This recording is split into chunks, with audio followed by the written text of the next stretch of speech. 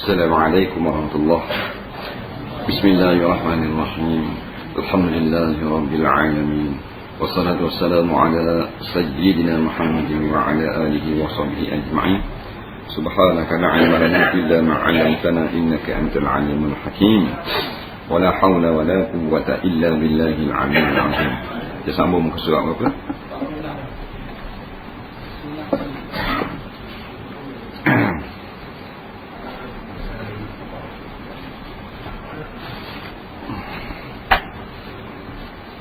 Qala al-mu'allif rahimahullahu ta'ala wa nafa'ana wa iyyakum bi'ulumihi fid dharain amin ya rabbal alamin.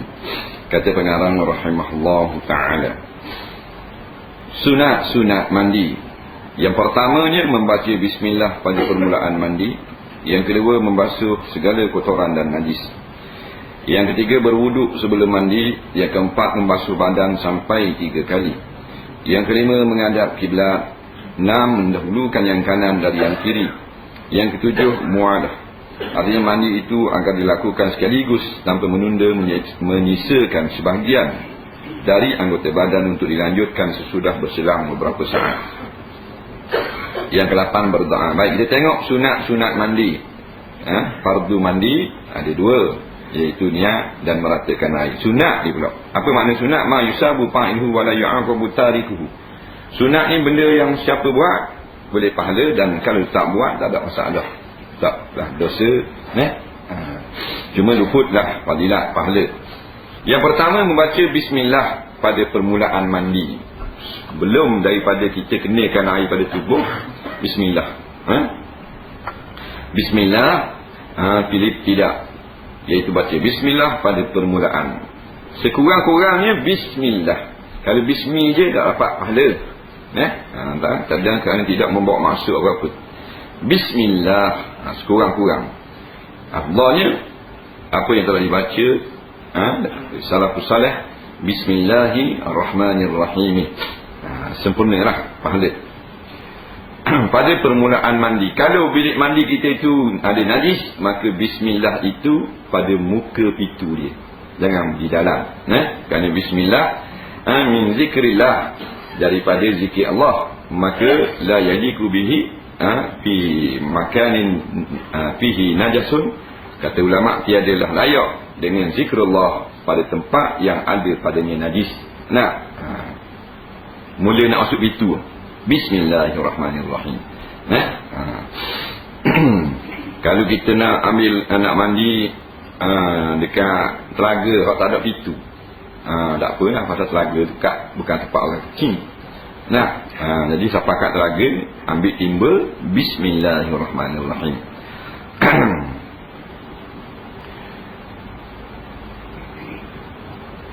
Kata ulama, bila kita terlupa baca bismillah pada permulaan, teringat masa tu gonyoh tak belakang, umpamanya masa situ boleh lagi, kata setengah ulama. Kerana dia dengan bismillah pada pertengahan makan. Yang kedua membasuh segala kotoran dan najis. Yang ketiga berwuduk sebelum mandi. Basuh kotoran dan najis. Katakanlah kotor kaki, ada kotor ni, ada tanah seluk di kaki, basuh kaki dulu baru start mandi. Tapi kalau kita sekali dengan mandi tu tanggal seluk tu dan rata air pada kulit, sah juga. Cuma sunat buang dulu kotoran. Begitu juga dengan najis. Kalau najis ada di kaki, jirit air kecil anak ni, kita dah basuh dulu, sekali mandi sekaligus. Walaupun air kecil ada tapak kaki, mandi sekaligus. Dalam mandi tu rata tapak kaki, cuci daripada najis dan rata air, sah juga. Kemudian berwuduk sebelum mandi. Kita ulang balik, ada 3 kaedah. Yang pertama, wuduk dulu lepas tu mandi. Yang kedua, mandi dulu lepas tu wuduk. Yang ketiga, mandi saja, tak payah wuduk. Tiga-tiga ni sah belaka semayang.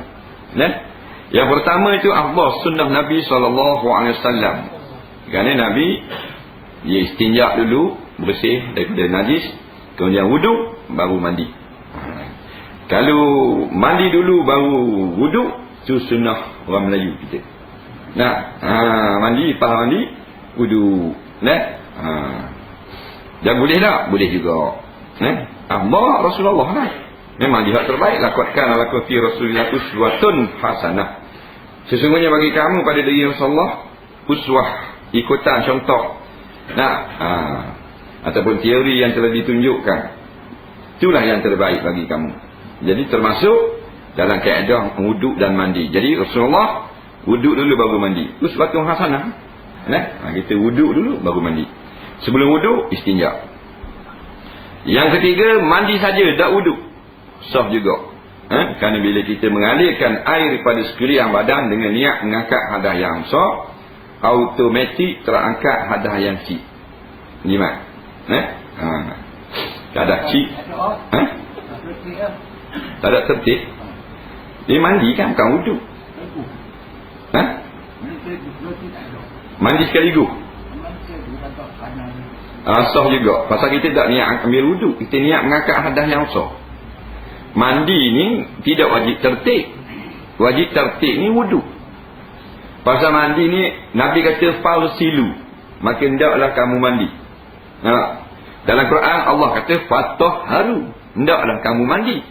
Allah tak kata hendaklah kamu mandi kepala, kemudian mandi tubuh, kemudian mandi lutut. Tu baru wajib tertib. Ada wuduk Allah Ta'ala sebut dulu muka dulu. Farsilu wujuhakum wa aydiyakum ilal marafiq. Basuh muka dulu. Nampak? Lepas basuh muka, basuh tangan pula. Wamsahu biru'usikum. Lepas basuh tangan, baru boleh sapu kepala. Wa arjulakum ilal ka'bain. Dia ada tertib. Mandi tak ada tertib. Lepas tu kita olok kaki dulu tak apa. Buka baik hujan, olok kaki kena di air hujan, niat mengangkat hadas besar. Lepas ada tu, berata air. Tak payah niat dah.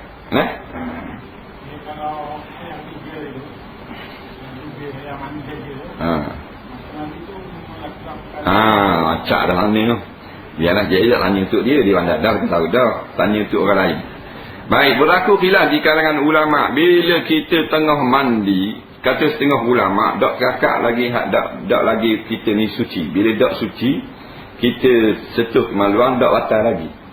Nampak? Bila terangkat dah hadas, seperti rata dah air sekalian tubuh, terangkat hadas, sentuh kemaluan, baru batal wuduk. Pendapat yang kedua mengatakan kalau sentuh batal wuduk walaupun tak selesai lagi mandi. Jadi kalau kita nak taklid kau yang pertama tak apa, tak payah ulang balik mandi dah. Habis dah rata dah, ronyoh dah sekalian tubuh, rata lah, sentuh kemaluan. Contohlah ketuk ke, batal wuduk, mandi dah batal. Ada orang yang tak faham, dia mandi semula. Dia mandi semula, lepas mandi, lak, buka bilik air, kejut tengok ke bini, ketuk. Faham tak? Kau ingat bini. Lepas ketuk no. Masuk mandi mula. Bau mandi pula. Pasal dah 2 kali setahun mandi surah. Nama sepu. Dah nak pandai kan dia. Air pun paruk.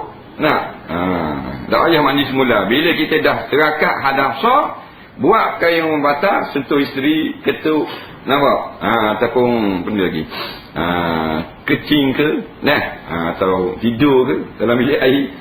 Jadi batal hadas kecil saja. Batal wuduk saja. Wuduk mana tak wuduk ni, dan tu akad hadas besar. Sebab tu wuduk dia ada dalam. Siapa yang akad hadas besar mandi, lepas tu dia ketuk, batal dia. Batal wuduk dah bila ambil wuduk. Tu nak khabar bila mandi dia ada wuduk dalam. Nampak? Dia gitu. Habis masalah. Yang kelima, menghadap kiblat. Kalau tak menghadap, tak dosa pun. Sunat menghadap kiblat. Mendahulukan yang kanan dari yang kiri. Kanan dulu baru kiri. Mula-mula kita basuh kepala. Kat mana anggota yang kita sunat kanan dulu baru kiri? Anggota yang maknanya kita tak boleh nak gonyoh sekaligus. Kalau anggota yang boleh gonyoh sekaligus, maka tak payah kanan dulu, buat sekaligus. Dia sama macam wuduk. Muka boleh basuh sekaligus. Masa basuh muka boleh, dua belah tangan. Maka apa benda ni tak sunat kanan dulu. Tangan boleh dua sekaligus, tak boleh. Ada kata sebelah-sebelah. Bila nak buat sebelah dulu baru boleh buat sebelah lagi, sunat kanan dulu. Ada orang dia bahang muka pun kanan dulu juga. Tu fanatik no. Muka bahang sebelah dulu. Nyanyi waktu belah ni pula. Jadi nyanyi lagi dia. Nah, jadi berdoa lalu dak legak lebih pada hak ulama jadi kacau lah. Nah, mandi kita pun jigu nak gonyok sambil menggonyok, gosok kan. Jigu atas pada jangan jigu belah kandang tu. Waktu belah gigi pula sekali gua ni. Dengan muka pun semua. Siapa kat tubuh, jigu belah kandang tu. Dia start tubuh belah kandang tu. Pas belah kandang dengan belakang sekali gua. Lepas tu belah kiri pula. Nampak? Dah nak mandi sekali dah kanan pakai bau lalu dah. Pakai bau ada. Sunnah. Kan bukan wajib. Sunnah je. Anggo nak juga pakai sekali gua ada. Jiru dah ya kanan kiri pakai jiru kat tengah mo. Kiri kanan kau andal. Malaikat kita ada masa buat berlalu kandang dulu cari pahala tayamum dia panggil. Kan tayamun dengan nun. Pahala berkanang-kanang. Yang ketujuh mualah, artinya mandi itu agar dilakukan sekaligus tanpa menunda menyisakan sebahagian daripada anggota badan untuk dianjurkan sesudah berselang beberapa saat. Jadi dia kata mualatun. Maksudnya berturut-turut. Lepas basuh satu anggota, basuh satu anggota. Lepas basuh anggota, basuh satu anggota. Di mana hak mualat? Kering air tubuh. Habis hak mualat. Katakan kita basuh muka pula. Basuh muka, basahlah ni masa kita mandi tu. Kaki tak buat lagi. Bila kita kering air muka lama dah. Lebih kurang setengah jam. Sambung pula basuh kaki. Dia panggil putuh walat. Pasal kering air. Putuh walat tak ada masalah. Wuduk ke, mandi ke, tak wajib mualat belaka. Mandi junub separuh-separuh boleh. Wuduk pun boleh juga. Kerana Nabi pernah maknanya ambil wuduk di pasar dan basuh kaki di masjid. Ambil wuduk pasar. Basuh muka, basuh tangan, sapu kepala, sapu telinga, kaki tak basuh. Di jalan pasal nak jalan takut kotor. Kena pasir. Siapa di masjid sambung basuh kaki wuduk. Boleh. Mandi junub itu juga boleh. Basuh dulu sebahagian tubuh. Karang pula balik jabat pukul 1. Sambung separuh lagi. Tapi kalau maknanya membawa kepada lupa, makruh buat kerja lagu tu. Takut tak ingat.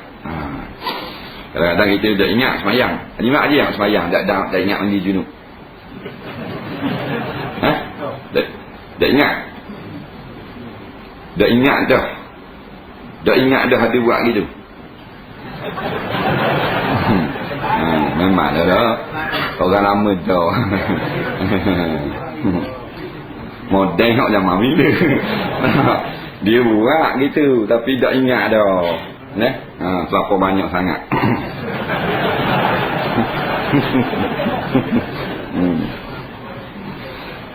Dia kata selang beberapa saat di sini bukan makna second. Saat 1 detik tu. Saat maknanya selang beberapa masa. Saat dengan makna masa. Bukan saat ni. Saat 1 second, 60 saat 1 minit bukan saat tu. Selepas beberapa ketika maksudnya. Habis larangan orang yang junub. Yang pertama melakukan solat. Dengan ijma' ulama, tak boleh sembahyang orang yang junub. Dalam keadaan sengaja. Tak sengaja boleh. Dah benda beza. Sengaja dosa, tak sengaja tak dosa. Sah tak sah. Tak sengaja tak sah juga. Sebab at-taharah miftahus solah. Bersuci kunci sembahyang. Tak ada bersuci tak ada. Pada buku mana-mana kitab mereka pun syarat sah sembahyang iaitulah suci daripada hadas. Sengaja sembahyang hadas sah berdosa, tidak sah. Tak sengaja sembahyang hadas sah tidak berdosa, tidak sah. Tak sah belaka. Cuma tak berdosa. Tak ingat sungguh. Lepas pada salam, tak mandi junub lagi. Umpama tak berdosa. Bukan sengaja. Teringat di dalam sembahyang wajib lari dengan segera. Ulama kata. Faurah maknanya segera. Lari bukan berlari-lari, kan berlari pula 1 meter. Maknanya keluar daripada sah. Kena keluar daripada sah. Kalau tak boleh keluar sah, makmum tutup kok belakang, duduk. Dengan diri lah kan. Saf 3, belakang ada 5 saf yang terbaik ni. Nah, tengok, dah mandi junub. Duduk lah. Duduk tengok itu. Nampak? Kemudian kalau untuk imam, dia lari juga. Makmum lah kena ganti. Nampak? Jizul aja lari tengah sembahyang, tak ingat. Tak ingat juga. Pasal banyak berlaku. Nah.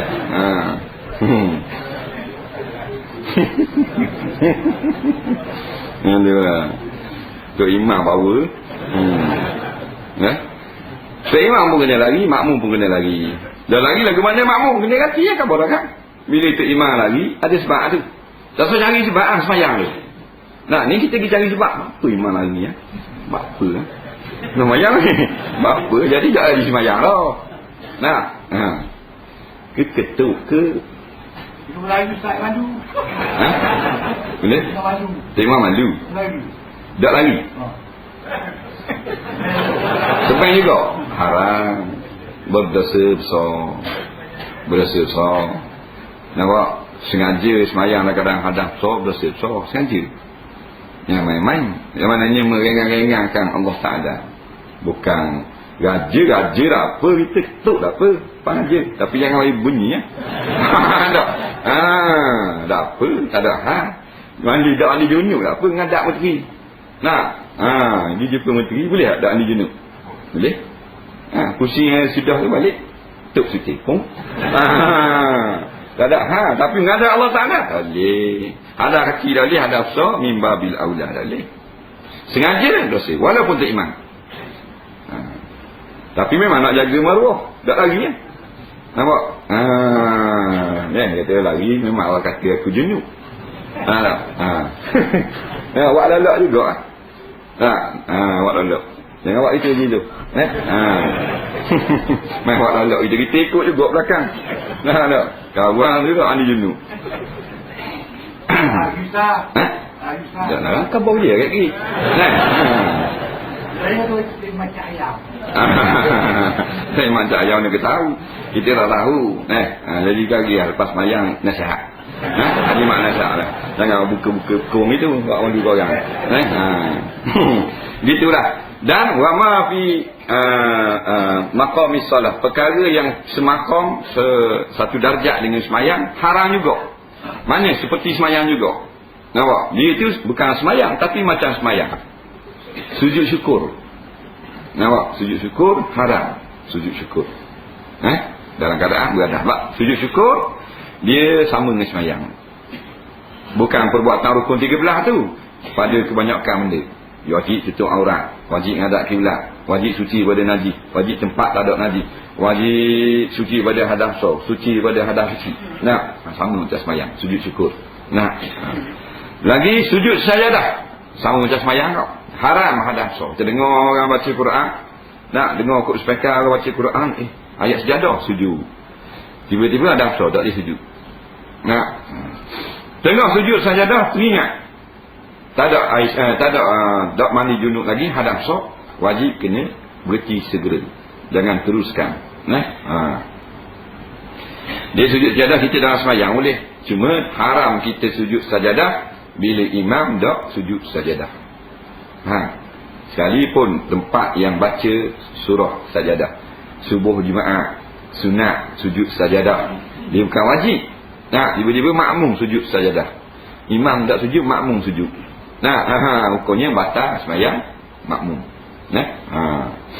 Tak boleh. Dia kena ikut imam. Kerana dia panggil sunat itu kalau kita bersalahan dengan imam jadi keji sangat rupa, batal semayang. Imam diri kita disujud, batal semayang. Tu imam sujud kita tak sujud, batal juga. Sujud sajadah.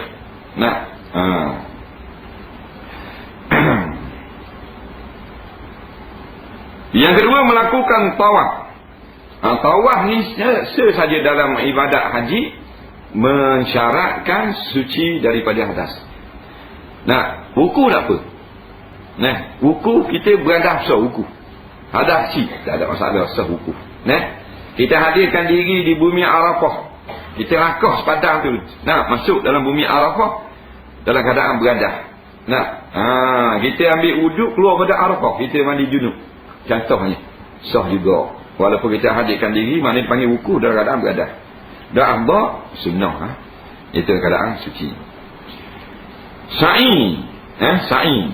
Tidak syarat juga. Sebab sa'i bukan dalam masjid sebenarnya. Di luar masjid. Tawaf mesti apa benda ni dalam keadaan suci. Dan kalau datang hadas di tengah tawaf, tak boleh menyambung tawaf. Kena pergi bersuci.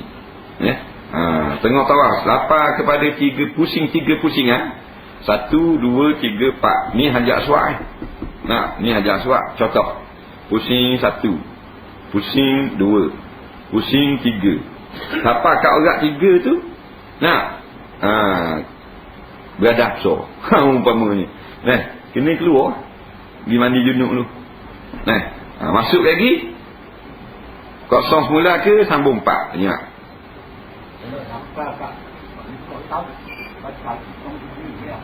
Kalau lepas dah siapa garisan Hajar Aswad ni, dikira cukup dah 3. Kat lagi sambung 4 sahaja.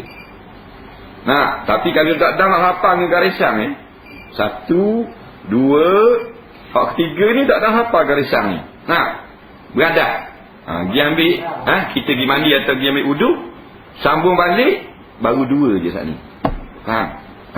Lepas tadi tak cukup 3. Sebab tu dia buat orang atas-atas. Hajar Aswad tu dia buat orang. Bucunya dia orang. Jangan lenggok dekat atas, ada orang atas langit. atas kaki dia. Ada orang. Ini hitam. Mana kokok. Walaupun kita lepas pada beradah tu, kita pusing balik tawaf ni, siapa kat ni dekat mana dah. Tak kira tak kira dah. Nampak? Tak kira. Memegang kitab suci Al-Quran, hukumnya haram. La yamassuhu illal mutahharun. Tiada menyentuh Al-Quran itu melainkan orang-orang yang suci. Ayat Quran. Maksud suci di sini berhadas. Suci daripada hadas besar, suci daripada hadas kecil. Jadi situ. Kalau tak ada wudu, boleh baca Quran. Tak sentuh. Tapi kalau hadas besar, baca pun tak boleh. Baca tak boleh dah. Walaupun satu huruf dia hadas besar, dia baca satu huruf. Nun, surah Al-Qalam. Nun. Tapi kosak Quran tak boleh. Tapi kalau nun alif betul tak apa.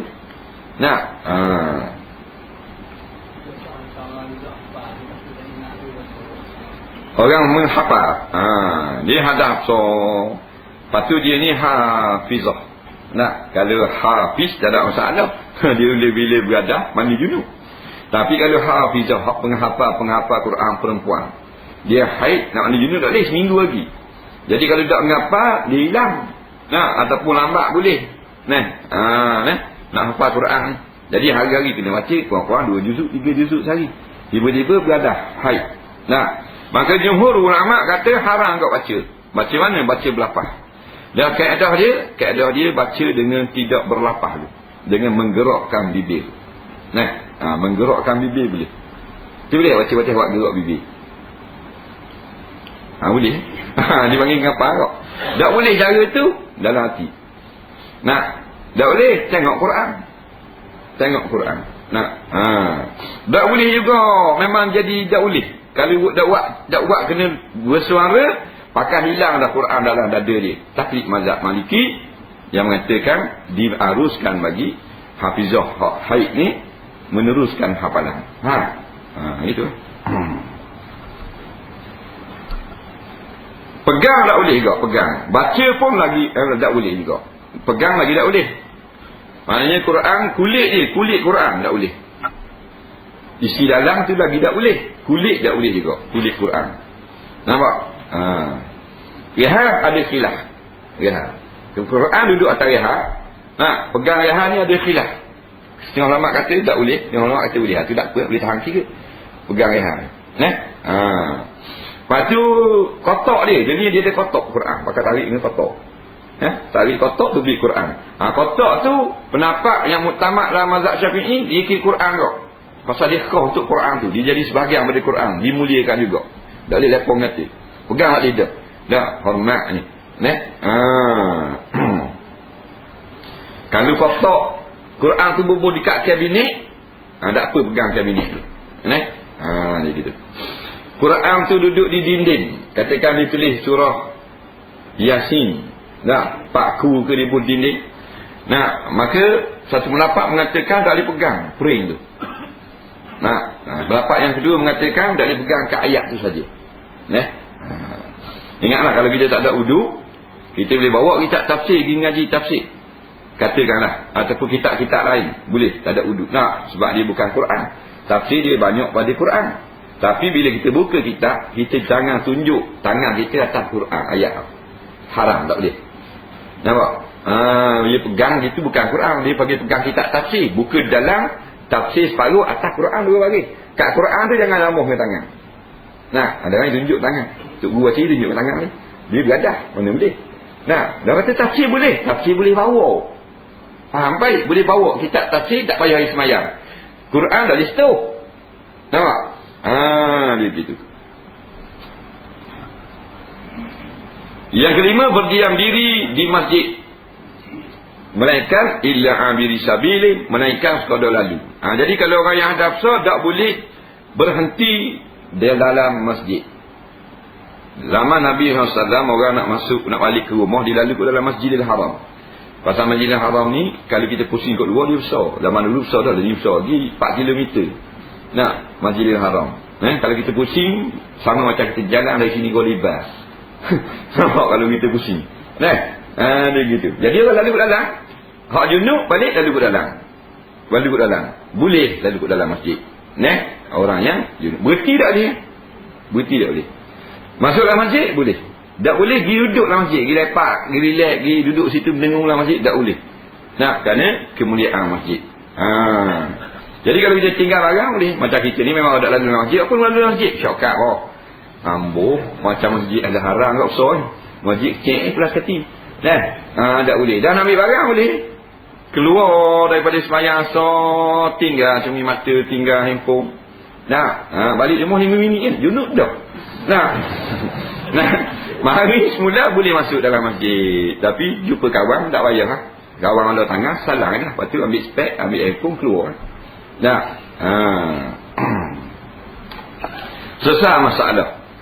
Kemudian tayammum. Yang pertama, pengertian tayammum. Tayammum ialah menyapu debu ke muka dan kedua tangan sampai ke siku, menggunakan debu yang suci dengan beberapa syarat.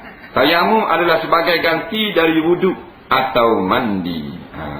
Kita ulang balik pengetahuan kita. Kadang-kadang kita belajar di sekolah itu, bila kita belajar balik sekarang ni jadi ingat. Tayammum. Tayammum maknanya iaitulah menyapu debu tanah ke muka dan kepada dua tangan. Jadi anggota tayammum dua je, nak khabar dua. Muka tangan. Sama ada kita nak ganti tayammum tu dengan sebab hadas cik ataupun dengan sebab mandi, dua ni saja. Sapu muka dan sapu tangan. Allah kata, famsahu biwujuhikum wa aydiyakum minhu. Dua saja. Bukan maknanya bila kita berada besar, tak ada air nak mandi junub, kita pergi sapu debu seliling tubuh. Tak betul. Sapu muka. Tepuk debu, sapu di muka. Niat bertayammum. Tepuk kali yang kedua, sapu tangan kanan, sapu tangan kiri. Selesai masalah. Tak boleh semayang, boleh semayang. Tak boleh pegang Quran, boleh pegang Quran dah. Tak boleh duduk dalam masjid, boleh duduk dalam masjid dah. Cuma tayammum, dia tidak macam istinja dengan istijmal. Nampak? Istinja dengan istijmal, dia boleh pilih. Istinja dengan air, basuh king dengan air, dengan nak basuh dengan tisu atau anak batu, boleh pilih. Tisu ada, air ada. Tak mau bahan air, bahan tisu sekali. Michael Jackson. Faham? Tak ada masalah. Sah semayang. Boleh pilih. Tayammum boleh pilih. Tayammum tak boleh pilih. Dia darurah saja. Nampak? Dia darurah. Bukan sebab saja-saja. Allah kata falam tajidu ma'an fatayammamu. Maka jikalau tidak ada air, fatayammamu tu dengan apa? Jawabnya, barulah kamu dibolehkan bertayammum. Dia gitu. Nah, tak ada air. Ataupun wa in kuntum marda, ataupun kamu itu sakit, baru boleh tayamum. Nampak? Wa illa fala. Wa in kuntum marda, dan jikalau ada kamu itu marda, sakit, fatayammam, baru boleh sambung ayat. Fa illa wa illa fala, kata ulama tafsir. Dan jika kamu tiada sakit, nampak? Fala, maka fala tayammum. Tak boleh kamu nak tayamum. Jadi tak dipilih. Istinja boleh. Kita masuk dalam hotel. Nah, kita kecil yang darah. Ada situ tisu, ada situ paip. Nah, Hajimat. Nak pilih boleh. Pilih mana? Ada air tapi nak kesatkan tisu boleh. Ambil tisu kesat. 3 kali syarat dia kabarlah itu. Jangan mahal sekali itu apa mayang. Nah, 3 kali ikut syarat dia boleh. Mampu kata air ada cakap buat boleh. Tak ada masalah. Nah, dia bukan darurah, boleh.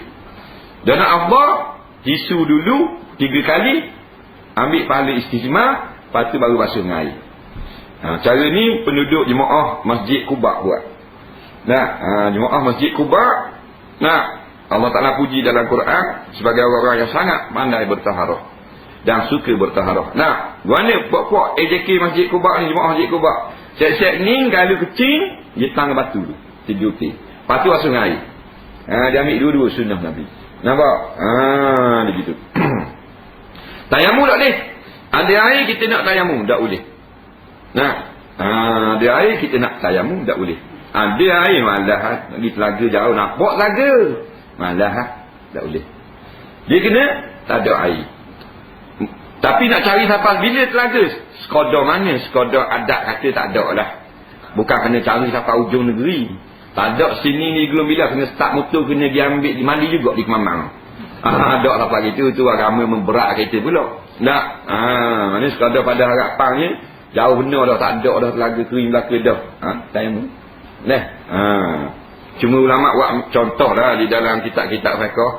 Maknanya sekali laung. Sekali laung tak dengar. Maknanya dalam keadaan tak bising kita laung orang. Laung orang berapa batu boleh dengar. Suku batu. Kalau kuat lah. Orang yang kuat suku batu. Nah, Haji Mak, siapa nak suku batu suara kalau tepik? Lebih kurang. Aduh. Dia ingat dekat suku batu.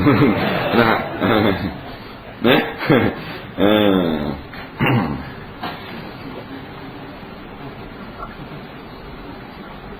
Debu tanah. Debu tanah, debu sawang tak boleh. Tepung tak boleh. Nyetang ke tepung. Nah. Debu yang lekat di cermin lori tak boleh. Debu yang lekat di atas latar rumah kita, kotak-kotak debu. Bukan tu. Tu bukan debu tanah. Dia kena debu tanah. Fatayammamu sa'idan. Faham baik tu. Tuhan kata makin daklah kamu tayamum akan sa'idan, akan tanah yang berdebu. Nampak? Tayyibah, yang suci. Nah. Ada orang kata kalau kita naik kereta tak ada air semua, kita tepuk di belakang kereta, kursi kereta. Mana ada debu tanah situ? Nah, kalau tanah boleh. Dia kena debu tanah. Nah. Dan tak syarat di atas tanah. Nah. Kita ulang balik. Kalau jenis hak sakit atau mau sakit atau hospital, suruh orang sihat bubuh ambil tanah hak jenis ada debu, bubuh dalam tapuai, bubuh dalam makuk, bola pinggang, warna atas hospital, bubuh dalam gabok. Dapat tangan nak semayang, tepuk. Nak semayang, tepuk. Kalau jenis nak tayamum. Tak. Contohnya pasal dia ada balut kaki. Umpamanya. Ambil uduk dulu, lepas tu tayamum untuk kaki. Debu itu tak syarat duduk pada bumi. Sebenarnya pendapat ulama-ulama fiqh. Tapi cuma adat kata debu duduk atas tanah. Kita ambil bola pinggang, dia kira debu juga. Kita ambil bola tapuai, bola dalam pandang, debu juga. Warna naik rumah, debu juga. Nah. Ataupun debu tu lekat di dinding rumah. Rumah dia jenis debu. Debu tanah lari jimat lalu ke depan. Faham? Lekat di dinding rumah kan. Belabek kembur tu hari. Dia pun tepuk, boleh juga. Pasal apa? Debu tu bukan sawang kotor, debu tanah. Boleh. Debu lekat di dinding lori boleh. Debu tanah. Lori tu akut tanah, boleh. Lekat di ring. Tak ada. Kau mana-mana pun lekat di pokok. Nak debu tanah tu ditiup angin lekat di pokok. Kita tepuk di pokok lekat debu tanah. Sah juga. Baik. Dia ganti daripada wuduk atau mandi. Zaman Nabi SAW, dua orang sahabat dia junub dua orang ni. Bila junub dua orang ni, maka dia baru dengar ayat tayamum. Baru turun ayat tayamum. Maka seorang sahabat ni pun tayamum lah. Tepuk debu ke muka, sapu, tepuk pula sekali lagi, sapu tangan dua belah. Sahabat ni pula dia tak faham. Dia pergi mandi debu. Dia geluling lah debu. Mana pasal dia junub. Dah. Dia duk fikir macam ke mandi kot kena buat. Kena tepung dulu. Akhirnya semayang. Nabi kata dua-dua sah lah ke dah. Cuma dia kata hak mandi geluling ni maknanya buang masa. Dan kalau dia sawak gini dia bodoh. Sapu muka dengan dua tangan. Atas kaki apa sekalipun dua anggota. Muka dan dua pergelangan tangan sahaja. Dia jangan gonyoh debu. Macam air kita gonyoh tak? Basuh. Debu tak. Debu ni sapu ni. Tak sapu. Kami gonyoh buat macam bedok. Wayang Cina tu. Tidak lah begitu. Sapu. Biar kata. Jangan pula sapu kat ni. Tepi ni tak benar. Tak sah. Sapu ni biar kata. Buat kembang kat tangan. Debu ni pula ni. Dia boleh sepuk. Masa kita sepuk tu banyak lekat. Boleh sepuk tak? Biar nipis itu. Pasal dia bukan macam air. Nak kata senyang kulit. Dia isyarat. Ta'abudi kata ulama. Ta'abudi ni ta'ak kereta. Hikmah dia tak nampak kot mana. Kalau air nampak dia rata senyang muka. Debu kot mana.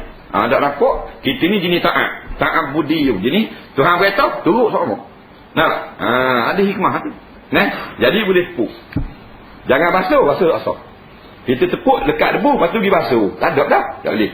Dia lekat debu banyak tepuk. Tepuk dia peluru hak banyak. Tinggal hak nipis-nipis sini sapu. Habak kalau banyak nyanyi ingat. Jadi macam orang bedok pula.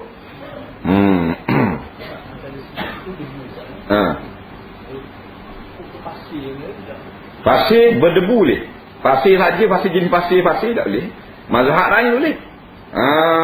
Mazhab lain pasir boleh dah. Pasir butir-butir. Bukan debu, pasir dulu. Batu kelikir dulu. Boleh, dia kira bumi. Mazhab Syafi'i dan orang yang senapak dengan dia, tak. Pasir ke tanah ke batu ke apa, dia jenis debu. Tanah pun kalau debu dia. Tanah liat, tepuk, lepek. Tak lekat benda. Lepek, tak lekat benda. Tak boleh tak. Lepas tu dia kata kalau tayamum dalam kata gebang, tak sah mazhab Syafi'i. Dia kata dalam kata gebang tak ada air. Jadi ulama mazhab Syafi'i jawab tak sah. Dia tayamum tak sah. Pasal apa tak sah? Pasal ditepuk tu bukan debu tanah. Yang kedua dalam kata gebang mana ada debu. Apa gebang ni? Vacuum what more? Witi vacuum. Witi vacuum. Orang naik kapal terbang bukan set cedung. Tak naik debu pun. Lain mana naik landing kat bigar raya. Tu beg tu air kat mana ni naiknya habis masuk kapal terbang. Tu sungguh. Bersih. Jadi nak ambil dalam debu tu. Haji naik ke terbang. Ada haji tak salah. Ada haji. Tak ada, bukan ada debu tuan. Tak ada lah. Nak ambil dalam debu tanah. Mereka kalau bantu akak tanah tu lainnya. Kata bang jimat. Jadi bawa tanah tu lainnya. Syarat-syarat tayamum. Wallahu a'lam. Kita bertiga tu pasal soalan banyak.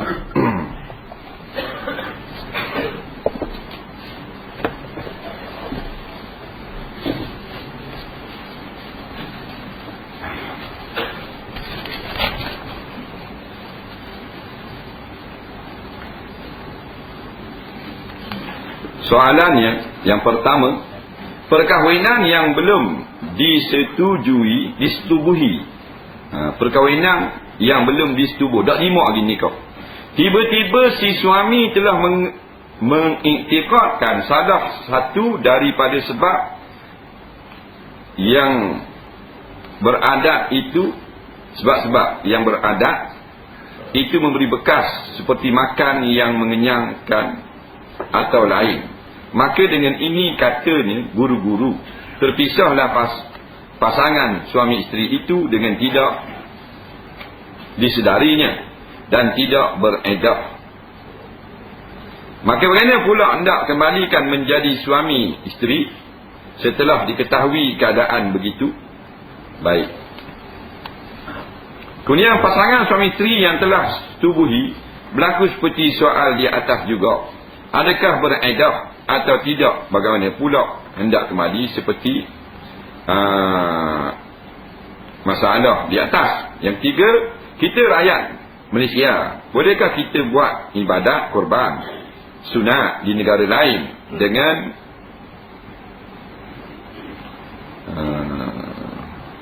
apa ni?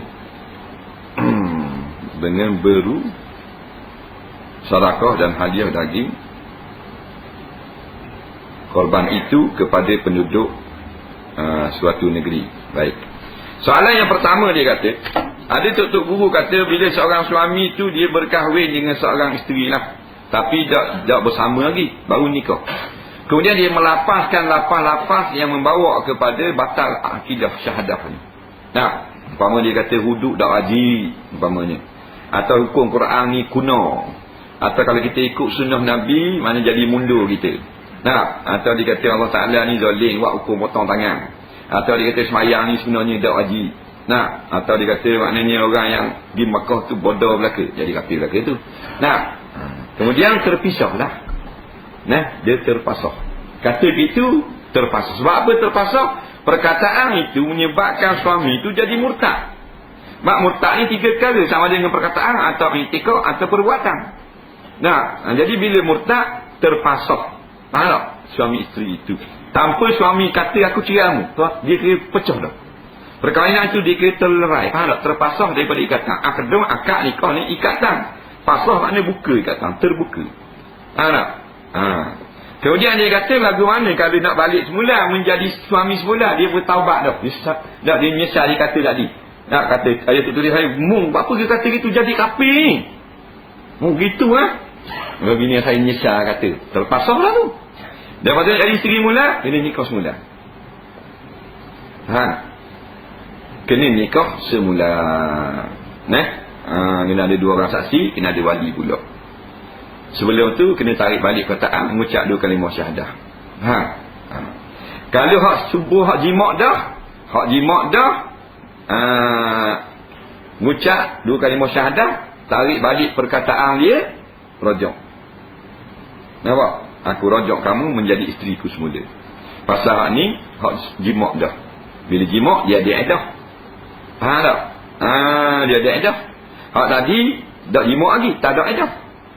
Nah, ni mak, bila kita kahwin dengan perempuan, kita cerai sebelum jimat. Boleh nikah semula kalau nak. Nak nikah dengan orang lain pun dah ada masalah. Apa puan pun boleh nikah dengan orang lain. Dia nikah dengan jimat. Kenal dengan jimat lah, tak tengok lagi muka, nikah dulu. Duk chatting dengan jimat malam-malam. Umpamanya jimat pun gambar orang muda. Lepas tu tak gambar atau gambar orang ramai nak gambar kita je jimat tahu.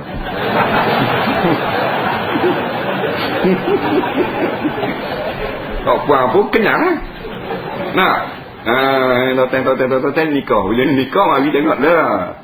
Gini jimat tu ingat ke muda. Gambar lain tu, gambar cung. Faham? Kira lah, tak ada jimat. Jadi puan tu boleh nikah selalu dengan orang lain. Faham tak? Kalau puan jimat kata nak nikah semula, dia tak boleh nikah dengan lain pula. Boleh. Tak ada iddah.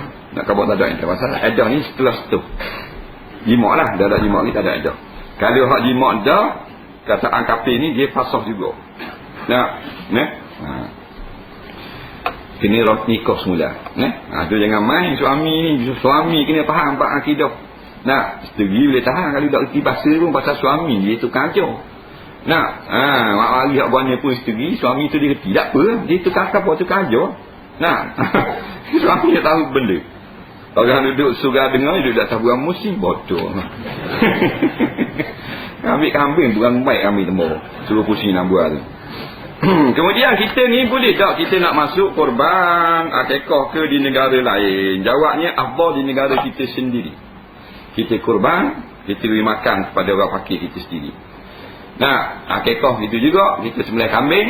Nah, kerana anak kita dapat anak, kita makan orang kampung kita sendiri. Lebih ramai orang miskin makan, lebih afdal. Kemudian apabila ada lagi orang yang lebih susah daripada negara kita, contohnya umat Islam di Cambodia, dia susah pada kita, rumah dangan-dangan gitu je. Nak jarang nak rumah molek, miskin sangat umat Islam. Nah, sama macam kita Islam sembahyang 5 waktu, ngaji belaka. Nah, tapi dia Tuhan ni susah. Nah, miskin ramai, miskin telajuk. Nah, jadi ulama-ulama mengatakan boleh kita buat lagi daging korban ni daripada sini buat gini boleh. Dan boleh juga kita terus kirim duit wakil supaya melakukan korban di sana. Kerana tujuan korban iaitulah memberi makan kepada orang miskin dengan niat datang diri kepada Allah Taala. Boleh. Soalan seterusnya. Ustaz, saya ada buat benggok. Ham tu lah. Hak tu, benggok tu lah. Bonggol mana panggil? Bang. Bang, kau anda orang panggil apa bang? Bonggol. Bonggol. Bukan Mongol. Baik, kau anda lah benggok ke bang ke bonggol ke? Di tengah jalan kerana motosikal terlalu laju sebab nak suruh slow kenderaan. Saya pun buat tak tinggi mana benggok di tengah jalan. Tiba-tiba JKK marah pada saya. Dia mari. Dia mari. Senang je. Nak tahu orang curi. Dia mari. Baik. Jadi dia kata dah JKK marah. Jadi awak buat tinggi sangat pun. Jadi gini. Jalan ni walaupun bukan, kalau jalan raya tak boleh buat lah. Dalam so tak boleh buat tak? Di pasal dia memang kenderaan laju. Hak dalam kampung ni, dalam taman perumahan ni memang tak laju situ. Jadi orang buat bagus untuk memperlahankan. Tapi setengah tu dia buat tidak ikut spek lah, tinggi dia orang lagi. Lekat 3 kali gigi tu kuaizah, 3 kali gigi tu kuaizah.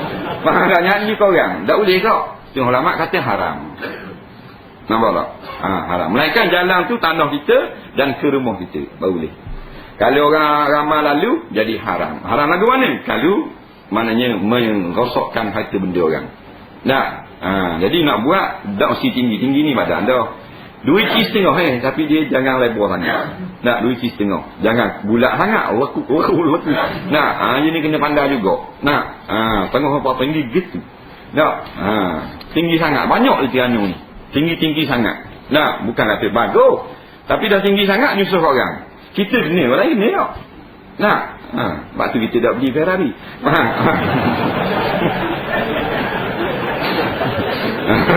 Aduh lah, jadi tak boleh. Kalau orang molek, jadi kita kena slow. Molek. Nak laju, ambil laju baru jadi situ. Macam hak JKA buat tu kita tak faham. Buat spek dia, hak kuning-kuning.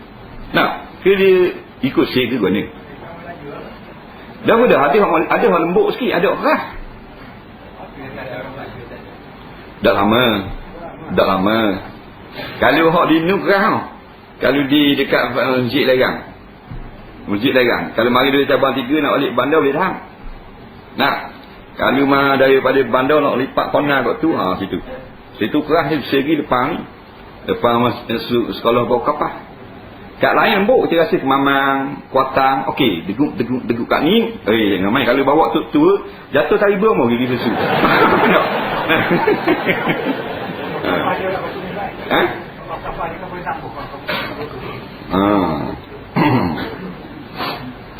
Baik, soalan seterusnya.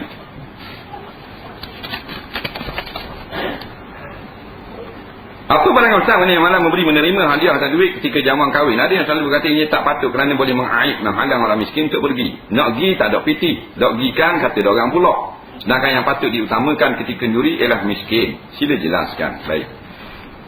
Bila kita ni di dalam Islam ini dia dianjurkan kita maknanya saling memberi hadiah. Nampak? Nabi kata tahadau tahabbu. Salinglah beri memberi hadiah. Walaupun tak ada buat majlis apa. Saling saja je bila jumpa nak beri hadiah. Kerana dia menarikkan kasih sayang. Sebab tu di dalam masalah kenduri majlis yang seumpamanya memang dipuji syarak. Cuma dalam zaman dulu orang tak beri duit. Dulu orang payah duit. Segi orang dulu orang mudah buat kerja. Nah, ni orang sibuk. Nah, dulu orang beri orang tanah pisang, beri pisang. Kalau orang mari nikah orang temu satu, tengok orang beranak, tengok orang sunat. Nah, orang mari atas hak dia buat. Kalau orang laut, orang ikan. Nah, zaman dulu orang ceritalah, kita beranak pun lama bikin tu. Orang dulu cerita betul tak? Kalau tanah pisang, beri pisang, tanam benda, tanah padi, orang mari beras. Hak jenis laut, orang mari tu, hak jenis nyandaknya, orang mari nyong. Nah, hak jenis tebang balok, orang mari balok. Dah berandal lah. Jadi beri gitu. Jadi ni jalan mudah, WWT. Di WWT boleh juga. Cuma menjadi adat seolah-olah benda tu wajib. Hak tu salah. Nah, kemudian tuan rumah pula. Siapa mana memang bayang duk nak. Siapa buat kira ni orang di Melih. Nak malam nak Melih tu kira dah 2-3 malam. Kalau kita buat speaker tu banyak ni. Kalau buat 2 speaker tu banyak ni. Orang di Melih kata untung 2,000. Tambah sini tambah speaker ni untung 4,000. Nah, siapa gitu semua. Nah, hak tu hukumnya batal pahala walimah. Walimah ini bukan tujuan nak tarik keuntungan, nak niaga. Nak cari pahala dengan sebab makan orang. Nabi kata, "Audi wala bisyati." Buatlah kenduri makan kahwin walaupun seekor kambing yang kecil. Jadi kita niat itu salah.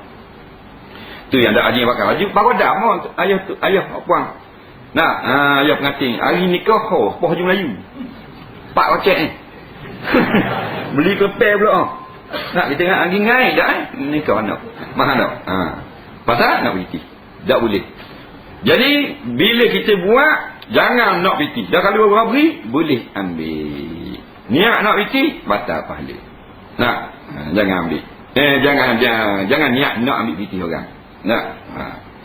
Kemudian orang yang pergi kalau tak bawa piti, tak bawa hadiah, luput pahala memberi hadiah. Lepas tu tak usah rasa malu lah. Orang yang tuan rumah jangan kata apa. Bila dia tak beri piti, jangan kata apa. Ni pandang lain. Bila sedang tu dia kokok sangat. Dia buat gitu. Jadi kita kosong. Tangga daki sini. Tangga. Kuat tarik ni. Jadi dia pun tengok. Wah ni ada benda dah. Dia berasa dah. Dia ingat ke ada 15. Jadi kalau begitu jadi karuk saja. Ini semua bid'ah. Bukan bid'ah terima piti atau beri piti. Bid'ah duduk niat duduk nak ke piti orang. Dia tak betul lah ke. Hak mak dapur tu duduk tengok dalam rumah. Tengok orang bawa hadiah cek. Asyik ada. Gitu mak. Tengok bawa hadiah besar. Waalaikumsalam. Bangun gitu. Ada hadiah besar. Kotak, yang besar kotak pergi sejuk. Dalam aku bawang isteri tu. Baik. Soalan seterusnya.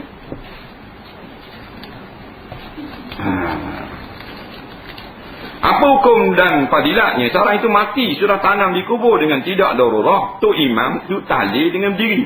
Tahu saya ni adalah orang Kristian membaca doa dalam keadaan diri. Dia kata, boleh tak ada satu orang mati Tok imam Tok bila ke apa ke dia baca doa dia tahlil ke diri? Jawabnya boleh. Tak ada masalah.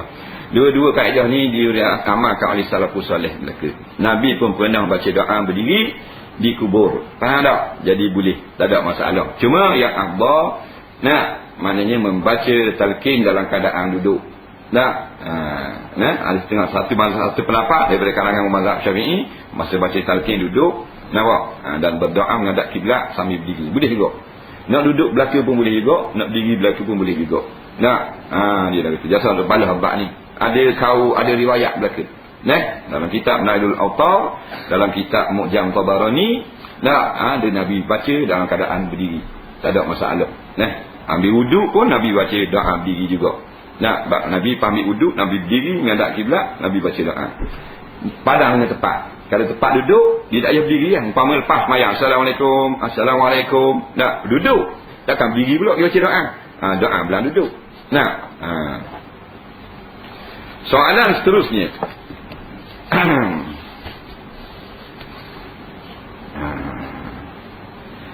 Saya adalah seorang isteri.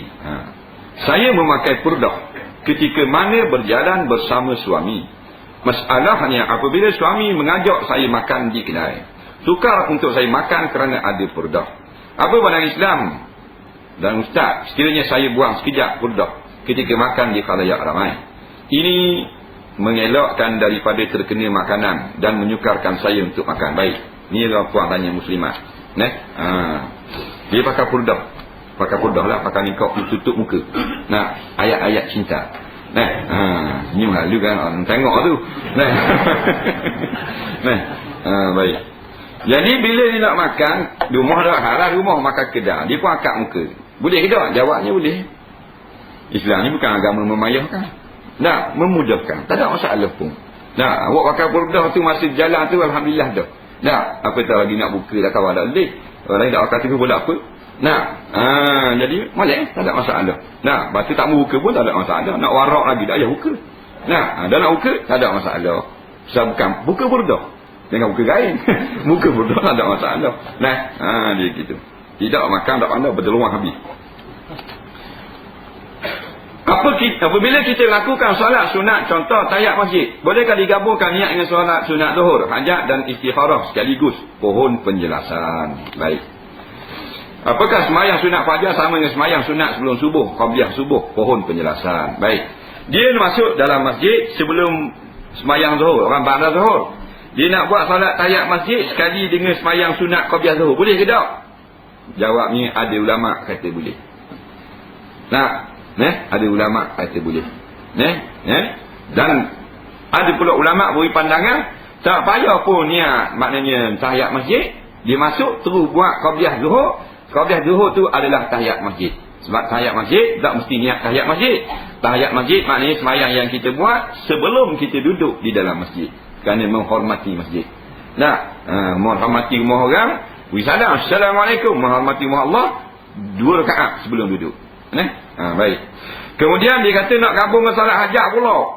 Nak solat istikharah. Ini khilaful aula, menyalahi yang lebih baik. Yang lebih baik solat hajat buat suku. Yang lebih baik istikharah buat suku, kerana ikut sunnah. Sunnah Nabi tak gabung. Melainkan kita tadi terdesak, kata lewat dah. Dah nak buat 2 rakaat je. Tahiyat ke qabliyah zuhur, tahiyat ke qabliyah asar. Sekaligus boleh buat. Tak apa. Soalan seterusnya.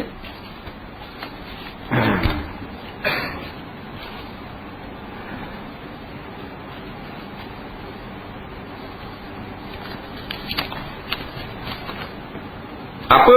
Tadi belakang ni tak jawab. Sembahyang sunat fajar sama ke tak dengan sembahyang subuh, qabliyah subuh? Jawabnya hak tulis. Ini pandangan yang muktamad di sisi ulama fiqh. Nampak? Dalam hadis kata salatul fajri itu maknanya solat sunat subuh itulah sebelum daripada sembahyang fardu subuh. Kenapa? Kerana Nabi bila pergi ke masuk Masjid Nabawi, dia buat 2 rakaat dulu, lepas tu baru dia sembahyang. Nampak? Sembahyang hak fardu ramai-ramai ni menunjukkan 2 rakaat tadi sunat fajar tu adalah solat qabliyah subuh. Tapi sahabat yang meriwayatkan hadis tidak kata solat qabliyah, dia kata sunat fajri. Sunat subuh Nabi buat dulu sebelum solat subuh, menunjukkan itulah qabliyahnya. Baik, soalan seterusnya, beza iktikaf wajib dengan iktikaf sunat. Bagaimana pula cara niat iktikaf wajib? Dia tanya beza iktikaf sunat dengan iktikaf wajib. Kita undur sikit. Benda mana iktikaf? Iktikaf ialah kita masuk di dalam masjid dan berhenti walaupun sekejap dengan niat nak mendamping diri kepada Allah Ta'ala, ataupun di atas jalan nak cari pahala sunat. Kita masuk dalam masjid, kita niat iktikaf. Sahaja aku beriktikaf dalam masjid ini lillahi ta'ala, jadilah iktikaf. Baik, hukumnya sunat saja. Sunat saja. Waktu kita masuk masjid, masuk surau, niat iktikaf. Niat tu dalam akhirat. Waktu kalau dalam depan masjid tu dia bubuh papang tau, suruh orang ingat. Ramai dah ingat. Tubik masjid baru dah ingat. Dah ingat niat iktikaf. Rugi lah ni. Ini niat iktikaf. Baik. Hukumnya sunat dan wajib. Wajib ni kalau kita jadikan dia tu wajib, dia sama dengan benda-benda sunat lain. Kita pergi nazar. Aku bernazar kerana Allah SWT, jika Allah sembuhkan penyakitku ini, aku nak beriktikaf di masjid selama 2 jam umpamanya. Bila dia baik, wajib iktikaf di masjid selama 2 jam. Tak iktikaf berdosa. Pasal iktikaf tu jadi wajib dah. Pasal Tuhan telah tunaikan nazar dia dengan berlakunya mu'allaq dalam taklid yang telah dibuat. Jadi wajib lah tu. Jadi lagu mana? Inilah iktikafku kerana-Mu ya Allah, kata lagu tu. Ini iktikaf yang telah aku nazarkan. Aku sahaja aku beriktikaf Nampak? Dalam masjid ini, sebagaimana yang telah aku nazarkan, kau andaklah mana-mana pun, semuanya tak ada dalam hati belaka. Ulama berijtihad, ingat dalam hati, ingat kita membayar apa yang telah kita nazarkan. Kemudian soalan seterusnya. 10 minit lagi. Apakah amalan yang harus dilakukan bagi orang perempuan datang haid untuk mendekatkan diri kepada Allah Subhanahu wa taala? Jadi bila orang perempuan dia haid, tak nak buat benda. Nak sembahyang tak boleh, baca Quran tak boleh, pegang Quran pun tak boleh. Banyak lagi yang boleh. Di antaranya berzikir, subhanallah, subhanallah, subhanallah, ambil tasbih. Alhamdulillah, Allahu akbar. Banyak lagi bacaan-bacaan. Lagi-lagi kata ulama-ulama, kita bertasbih subhanallah, alhamdulillah, wala ilaha illallah, Allahu akbar selama mana kita sembahyang zuhur. Ada ulama pandangan lagu tu. Bila orang bang zuhur, kita perempuan haid, sembahyang tak ada. Jadi daripada luput saja pahala, ambil masa 5 minit, subhanallah, alhamdulillah, la ilaha illallah, Allahu akbar. Subhanallah, alhamdulillah, la ilaha illallah, Allahu akbar. Selama 5 minit, orang yang sembahyang zuhur, kita tak luput pahala, boleh. Kemudian ulama-ulama berkata, orang perempuan yang haid, dia tak boleh nak sembahyang zuhur, padahal dia nak sembahyang sangat, tapi dah haid nak sembahyang ke mana? Dapat juga pahala Tuhan beri pada dia. Kerana apa? Kerana ada manik, ada harangan yang dibangsakan pada syarat ini. Maka orang yang jenis mengamalkan suatu perkara baik, sampai masa dia uzur tak nak buat, dia dapat benda tu. Pahala dapat. Macam sini lah, mari dengar ni. Dia mari dengar, mari belajar. Jajak malam mari surah dulu bila ni. Malam ni tak boleh mari kerana waktu sikap dia rosak. Maka dia dapat juga pahala hadir. Dia tak ada, dapat pahala hadir. Cuma dia tak dapat ilmu yang dia ajar dalam malam ni. Pahala dapat. Batu perempuan yang memang dia ni jaga semayang 5 waktu, nak semayang. Sampai masa nak semayang. Tiba-tiba seminggu dah nak semayang. Inginnya nak semayang, tapi oleh taat perintah Allah, Allah haramkan semayang, dia tak semayang. Boleh pahala semayang. Cuma ulama kata tambah, bacalah wirid. Kemudian hari ni tak berwirid pula, dah pahala dia ada. Minggu ada benda. Jangan main perempuan. Apa saja yang dibuat di rumah dia sebagai pekerjaan suri rumah, sebenarnya ada pahala di sisi Allah Ta'ala. Kerana profession suri rumah ni adalah kerja terbaik bagi seorang wanita. Inilah kerja isteri para Nabi. Jaga anak, masak, basuh, bersih rumah dan sebagainya. Walaupun tak makan gaji di pejabat, inilah kerja terbaik. Nampak? Dan suami yang paling beruntung ialah isteri dia menjawab jawatan suri rumah. Paling beruntung ni. Pasal apa? Ada semua rumah. Kemudian dia tanya Rasulullah, seorang perempuan wakil tanya. Atau seorang wakil muslimah tanya Rasulullah, dah wakil di rumah ni lagu mana? Boleh pahala juga orang lelaki dia banyak sangat boleh. Pahala berjuang, pahala perang, pahala berdakwah, pahala amal ma'ruf nahi mungkar, pahala apa benda ni? Ceramah, pahala pikul jenazah, semayang jemaah. Banyak apa tak ada ni, rugi ni apa ni? Nabi kata membalik khabar dengan siap-siap muslimah, duduk di rumah dah, taat suami, jaga rumah tangga. Nampak? Jaga sembahyang 5 waktu, puasa bulan Ramadan, segala pahala-pahala lain yang mu tak boleh buat, boleh kamu. Jadi maknanya hak lain tu umum kan. Duduk di rumah masak, tumbuk belakang. Satu sekali tumbuk, satu pahala. Dah semua. Allah tak bayar mana sekali kita tumbuk belakang apa semua masak waktu satu pahala dah. Satu kerja, satu pahala. Pasal Allah Ta'ala bukan kerjaan miskin. Nak tunggu-tunggu waisan dah. Allah Ta'ala maha kaya. Wallahul ghani. Kayanya mana sekali tumbuk, satu pahala. Sekali tumbuk, satu pahala. Sekali tumbuk, satu pahala. Kenapa? Untuk dimakan ke anak isteri. Dia tumbuk lada, nak goreng ikan. Boleh lesung. Letung se. 1, 2, 3, 4, 5, 6, 7. Boleh. Tapi dia ni ada pahala dah. Se lah boleh. Dulu nak jemput belakang 50 pahala 60. Pasal apa dia guna tangan? Dia ni pahala boleh. Rugi. Ni tolak beruh ni untuk basuh pakaian suami 1, 2, 3 pahala. Dalam oleh kecuci baju suami macam mana? Banyak ada pahala. Lah ni apa saya? Cek automatik. Nengung dia baca TV. Faham tak? Jadi kurang pahala. Ayam buah anak 1, 2, 3 nak lega tidur. Nak molek 600 kali. 600 barulah kelak. Lalu ring RZ. Nampak? Jaga pula budak. Selok budak. Banyak pahala dah dulu-dulu. Ini kurang pahala. Baik. Sah atau tidak kita niat, jika kita niat solat fardu tapi tak sebut kataan tunai. Aku sembahyang fardu zuhur 4 rakaat kerana Allah Taala. Sah ke tak? Sah. Tak ada masalah. Yang wajib aku sembahyang fardu zuhur 4 rakaat tak wajib, tunai tak wajib, kerana Allah Taala pun tak wajib, tak wajib lagi. Ngadap kiblat pun tak wajib. Dia qasad ta'aruf ta'yin. Qasad aku sembahyang fardu, ta'aruf ta'yin zuhur. Aku sembahyang fardu zuhur. Dalam hati Allah, aku sembahyang fardu zuhur. Allah, aku sembahyang fardu isyak. Sama. Nak sebut juga ada apa? Niat dalam hati saja aku sembahyang fardu isyak 4 rakaat menghadap kiblat kerana Allah Taala, makmum. Tunai. Takut panjang sangat. Baik, soalan seterusnya. Apakah jika seorang itu meninggalkan salat jemaat hanya kerana sakit atau pening kepala? Adakah ini dikira uzur yang dimaafkan? Baik, dia gini, tak kira sakit ke, pening ke, senok ke, sengal ke, dia kira berat. Maknanya menyakitkan kita. Kalau kita pergi juga, maka tak wajib pergi. Macam pening sikit wajiblah pergi. Pening banyak, tak wajib pergi. Sakit juga, sakit kepala sikit. Sakit kepala kan, boleh minyak rapok boleh tahan sikit, boleh kena pergi. Sakit benar. Jadi maknanya pertanyuk habis tak rapok benda ni. Nampak? Itu berat lah tu. Tak wajib pergi. Apakah orang meninggalkan salat jemaat 3 hari berturut-turut? Jawabnya tidak mengapa. Kalau tak wajib atas dia. Kalau ada uzur lah. Kalau tak ada uzur, haram lah. Haram. Hukumnya berdosa. Apakah jika seorang itu meninggalkan salat jemaat sekali-sekali saja tapi tidak 3 kali turut-turut? Misalnya pada minggu ini dia pergi, tapi minggu depan dia sengaja tidak pergi, dan minggu seterusnya dia pergi pula. Kerana hukumnya orang menggunakan strategi demikian. Jadi strategi. Jawabnya, hak 3 kali berturut-turut tu dengan sengaja tanpa alasan yang terima yang musabah. Maksudnya orang ni dihitamkan hatinya, bukan jadi munafik. Jadi dihitamkan hatinya. Nak bersih balik teruklah, kena basuh benar, kena berkelorok benar.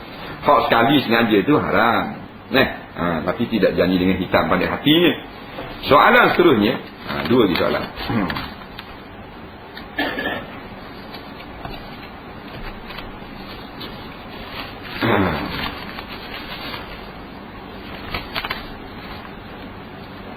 Adakah bacaan talqin wajib dibaca ketika selesai upacara perkebumian? Jawabnya, baca talqin lepas daripada mati tanam tidak wajib. Hanyalah sunat di sisi setengah ulama. Setengah ulama tidak mengatakan sunat pun. Jadi bukan wajib baca talqin. Sunat saja di sisi mazhab Syafi'i yang terkenal. Ketiga, dalam baca talqin, mengapa nama seorang yang meninggal itu dibin atas nama maknya? Kenapa tak sebut nama ayah? Jawab dah minggu lepas. Daripada hadis dhaif, iaitu kalau tak ingat, letaklah nama anak, nama mak, bin mati, orang mati tu bin mak. Kalau tak ingat, bin nenek dia Siti Hawa. Nampak? Bolehkah seorang itu tidak menanggalkan kopiah ketika seorang itu baca dah minggu lepas ni? Minggu lepas dah ni. Sama je. Seorang itu terjaga tidur setelah habis waktu subuh secara tidak sengaja. Contohnya, terjaga pada pukul 8 pagi. Allah. Adakah orang itu perlu niat solat subuh seperti biasa atau niat qada solat? Jawabnya, niat biasa. Saja aku sembahyang fardu subuh. Cukup. Saja aku sembahyang fardu subuh. Macam mana cara niat qada solat yang sengaja ditinggalkan? Sama sajalah. Kalau kita tinggal zaman kita berhalara hari tu, sama ada baik kita sibuk tugas ke, main ke, tak tahu benda ke, jahil ke, niat macam sembahyang isyak, aku sembahyang fardu isyak qada kerana Allah Taala. Atau saja aku qada sembahyang fardu isyak kerana Allah Taala. Sebut gitu. Aku sembahyang fardu isyak tambah qada, atau aku qada solat fardu isyak kerana Allah Taala. Soalan yang terakhir malam ni. Malam tak ada, insya-Allah minggu depan. Apa hukumnya seorang wanita yang sudah bersuami membuat teknik rebonding? Bolehkah saya buat akikah tapi menggunakan duit anak saya? Ada dah ni. Ada dah. Jadi kita baca sir lagi. Apakah hukum wanita muslim bekerja dengan orang kafir? Tengok keadaan. Kalau keadaan itu bercampur gaul dengan orang kafir, dengan tokoh kafir, hukumnya adalah haram. Tapi kalau tokoh besar itulah kafir, kemudian syarikat ni hak orang kafir, tapi ada kerjanya orang Islam belaka, maka dia haruskan pada syarak jika tidak ada perkara yang haram di situ. Nah, tapi kalau macam kerja kedai itu tokai rapi, maknanya awet-awet Melayu pergi kerja dengan dia, haram dosa besar. Nah, ayah dia jadi fasik. Pasal tu tapi bergelumang dengan anak kita sama. Dia tokai, tapi laknatullah. Nah, calon ahli neraka kekal dulu kini selamanya. Nah, dak sunat pula. Musuh Allah, musuh Rasul, musuh orang beriman. Kita diserah amanah Allah yang paling mahal harganya. Anak dara kita duduk bawah mana retah dia, maka kita telah pecah amanah Allah Subhanahu Wa Taala. Jadi jawabnya haram. Kalau syarikat rapi, dia buat komunis sini, dia dinung tu, dia campur gaul tokai kapi dengan anak kita. Nah, maka tengok kalau tidak ada perkara yang haram, maka harus bekerja dengan tujuan untuk mencari pendapatan, mematuhi peraturan syarak untuk aurat dan seumpamanya. Wallahu Subhanahu Wa Taala alam. Bismillahirrahmanirrahim. Allahumma anfa'na bima 'allamtana wa 'allimna bima yanfa'una. Rabbana zidna 'ilma. Rabbana atina fid dunya hasanah fil akhirati hasanah wa qina 'adzabannar. Wa sallallahu sayyidina Muhammadin wa ala alihi wa sahbihi wasallam. Walhamdulillahi rabbil alamin. Assalamualaikum warahmatullahi